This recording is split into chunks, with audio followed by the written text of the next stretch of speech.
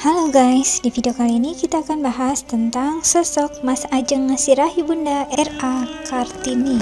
Di balik perlawanan Kartini terhadap ketidakadilan, Raden Ajeng Kartini adalah nama yang tidak pernah usang di telinga masyarakat Indonesia. Wanita Jepara kelahiran 21 April 1879 ini membawa kisah yang sangat menginspirasi sekaligus mengharukan. Perjuangannya merupakan salah satu alasan kehidupan perempuan Indonesia maju dan modern seperti sekarang ini. Namun, tahukah kalian, di samping memperjuangkan hak-hak perempuan, Kartini memiliki sepenggal kisah cinta yang mengharukan. Kartini seolah tidak asing dengan istilah poligami.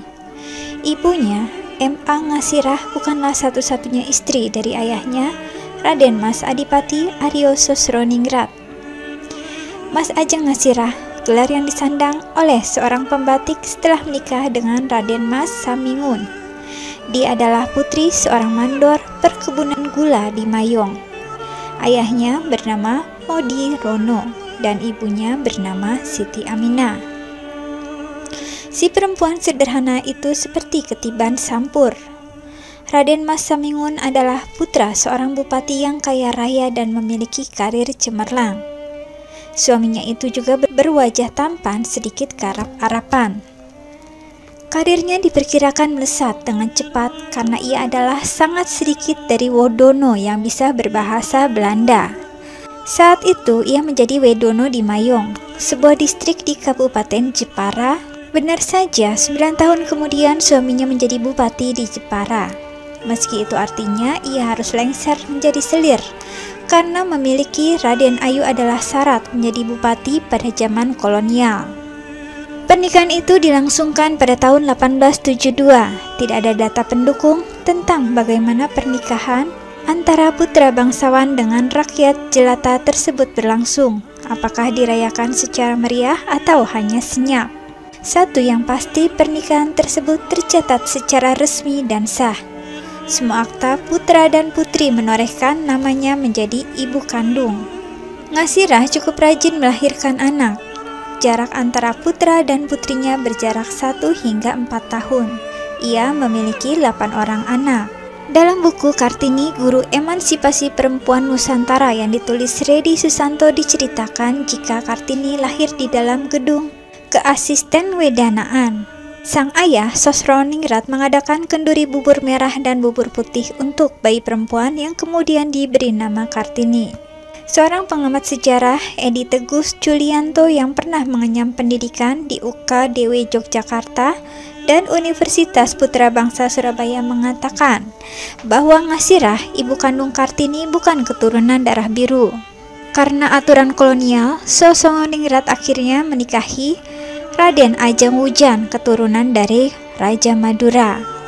Otomatis status Ngasirah turun menjadi selir walaupun sudah melahirkan 8 orang anak. Karena berstatus selir, Ngasirah harus memanggil anak-anaknya sendiri dengan sebutan Ndoro atau majikan.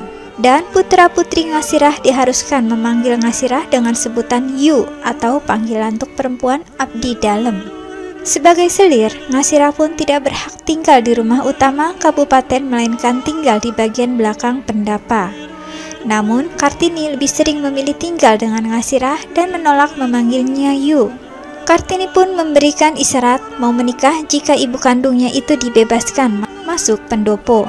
Memori-memori kelam itu yang mendorong Kartini menolak segala ketidakadilan saat itu, terutama yang bersinggungan dengan perempuan Jawa. Bahkan dari berbagai literatur menyebut Kartini tidak malu mengakui jika ibunya itu adalah keturunan rakyat biasa. Kartini juga menentang praktik poligami. Bagaimana saya bisa menghormati seseorang yang sudah kawin dan menjadi ayah, kemudian jika bosan pada anak-anaknya, ia dapat membawa perempuan lain ke rumah dan mengawininya secara sah sesuai hukum Islam, tulis Kartini kepada Stella Zelandelar. Dapatkah kamu membayangkan siksaan yang harus diderita seorang perempuan jika suaminya pulang bersama perempuan lain sebagai saingannya yang harus diakuinya sebagai istrinya yang sah, sambung Kartini. Kartini menikah dengan Bupati Rembang, Raden Adipati Djoyo Diningrat pada November 1903 di usia 24 tahun. Suaminya itu sudah memiliki 7 anak dan 2 selir. Bahkan putri tertua suaminya hanya berselisih 8 tahun dengan Kartini. Joyodiningrat menduda sejak Garwo Padmi atau istri utama meninggal.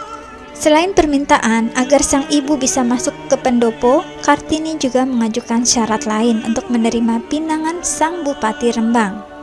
Dalam buku Kartini, Guru Emansipasi Perempuan Nusantara yang ditulis Redi Susanto, Kartini meminta dibolehkan membuka sekolah dan mengajar putri-putri pejabat Rembang seperti yang ia lakukan di Jepara. Syarat lain yang lebih radikal adalah terkait prosesi upacara pernikahan. Kartini tidak mau ada prosesi jalan jongkok, berlutut, dan menyembah kaki mempelai pria.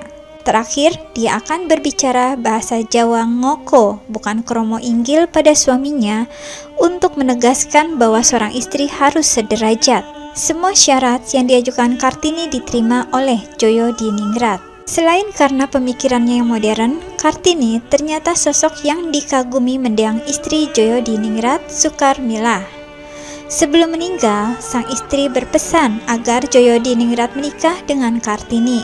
Setelah menikah, Kartini mendukung langkah suaminya memberantas candu yang bertentangan dengan anggota Dewan Hindia. Tengoklah, jadi bukanlah rakyat yang tidak mau berhenti menghisap candu, tapi pemerintah.